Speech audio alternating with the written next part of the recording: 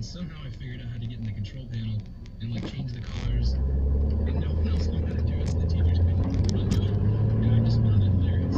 Pretty much ever since then, anytime I'm looking at a piece of technology, I have to figure out how it works, what's it doing, what else can I do with it, how can I modify it. He's now a cybersecurity expert at Talos in the US, which, as he puts it, finds out what the bad guys are doing and tries to stop them. And that's what he was doing on the morning of June the 27th last year, the day of the cyber attack. At that point, it was just a pretty standard morning, right? We were all...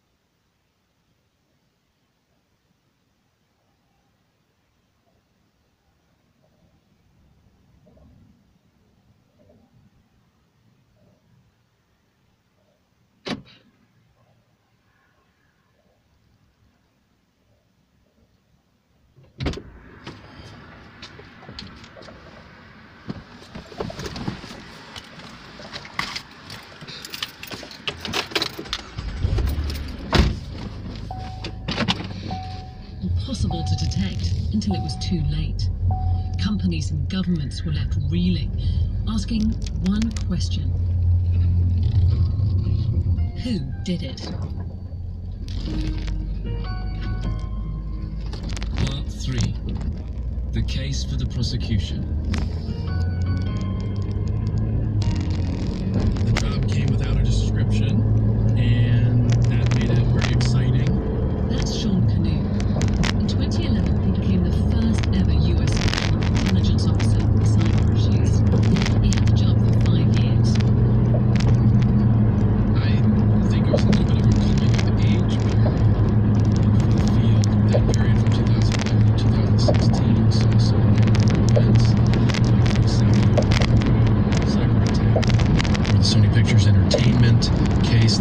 So it was a very timely period.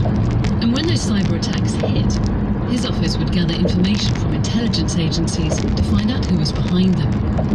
First, he says, they'd look at what he calls the technical forensics. This is about getting access to the machines that were compromised, looking at the hardware and software, reverse engineering some of that malicious code, seeing what actually happened. Think of it as detective cyber work. Just like in an ordinary criminal case, you're looking for clues that point towards the kind of person who carried out the attack. There's a spectrum of actors. You have very, very sophisticated nation states and criminal entities. You have less sophisticated international extremists, petty criminal entities. And then you have your occasional teenage hacker. And many of those hackers leave a trail, a cyber fingerprint. Some of the indicators that have been talked about in the past for quote-unquote fingerprinting cyber activity is, looking what language the coding was done in, or was it done in a Cyrillic alphabet, or with Chinese characters, or was it in Roman alphabet? Was the programming conducted during the business hours or the nighttime hours in different time zones? The problem is, hackers are getting better at burying the evidence. A sophisticated entity will know how to not only cover its tracks, but even how to make their own activities point in another direction, right? To make it look like it's someone else. They can change the language they did their coding in, make it look as though they were operating in a different time zone. And, as we heard earlier, they can even use code from previous attacks to throw cyber experts off the scent. So it's a little bit of a hall of mirrors. If the technical forensics aren't conclusive, though, there's always something else you can fall back on. Politics. Most cyber attacks aren't committed against an unknown target that there's no purpose behind. And if there are armed hostilities going on in a region, the way we've seen in Ukraine in recent years, there may be geopolitical suggestions of who might be doing things. So as an intelligence analyst, you look at where the data is pointing, you consider the geopolitical context of what's happening, and then you look to other intelligence sources. So what you're hoping to find is a series of different sources that would all point in the same direction. But in looking at that geopolitical context and motive, isn't that, to borrow a legal term, circumstantial evidence? Yes, indeed. And just like you can get prosecutions on largely circumstantial evidence, some of the attributions you see are substantially based on that. In other words, when governments accuse each other of cyber attacks, they may not have much more to go on than the politics.